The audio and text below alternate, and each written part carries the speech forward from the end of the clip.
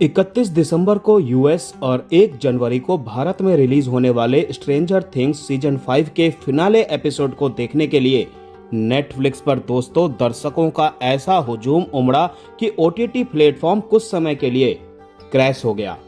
खैर, सीजन का आखिरी एपिसोड देखकर यूजर्स खुश हुए या उदास, चलिए आपको सीरीज का एक्स रिव्यू और इसके स्पॉइलर के बारे में बताते हैं। वॉल्यूम 2 में दिखाया गया था कि वेकना अपने मंसूबों में कामयाब होने के लिए कमजोर बच्चों को अपने वश में कर लेता है। अब आखिरी एपिसोड में वेकना कैसे मरता है और क्या क्या होता है यह दिखाया गया है।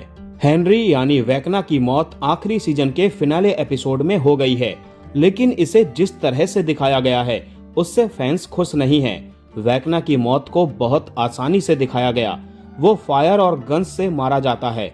एक यूजर ने इस एंडिंग को बहुत ही बुरा बताया है। उन्होंने लिखा, मुझे लगता है कि आखिरी घंटे में बहुत ज्यादा पोटेंशियल था, लेकिन उन्होंने उसे बर्बाद कर दिया। जो एंडिंग हमें मिली, हालांकि वो थोड़ी दुख भरी थी, लेकिन बहुत ही निराशाजनक थी। क्या तुम कह रहे हो कि सिर्फ एक ही इंसान मरा, जिसकी अगर सच कहूं तो किसी को परवाह भी नहीं थी। एक यूजर ने लिखा कि आखिरी एपिसोड बहुत बेकार था, लड़ाई इतनी आसानी से जीत ली गई। 11 का फैसला बहुत बेवकूफी भरा था। माइक को छोड़कर बाकी सब ने 40 मिनट तक उसे पूरी तरह से नजरअंदाज किया। हेनरी 15 साल के बच्चों को नहीं हरा पाया। कोई भी बड़ी मौत नहीं हुई। स्ट्रेंजर थिंग्स 5 के फिनाले एपिसोड में वेकना की मौत हो जाती है। सीरीज में उसका एक इमोशनल पार्ट भी दिखाया गया है। हालांकि वेकना की दुनिया बड़ी आसानी से तबाह होती दिखती है। आखिरी एपिसोड 2 घंटे का होता है और हाफ में ही वेकना का खात्मा हो गया। सीरीज की मेन कास्ट को कुछ नहीं हुआ, लेकिन वेकना के साथ 2 और लोग मारे गए हैं। वो हैं काली और 11। काली को गोली लग जाती है और 11 खुद की कुर्बानी दे देती है। 11 को खोने से माइक टूट जाता है।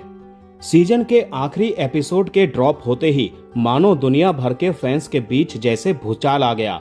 जैसे ही स्ट्रेंजर थिंग्स सीजन 5 का वॉल्यूम 1 रिलीज हुआ, दर्शक नए एपिसोड्स को बिंज करने दौड़ पड़े।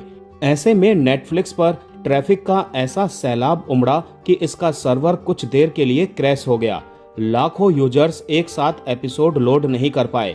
रिपोर्ट्स के मुताबिक अमेरिका में लगभग 1 घंटे तक आउटेज रहा, फिर सर्विस बहाल हुई।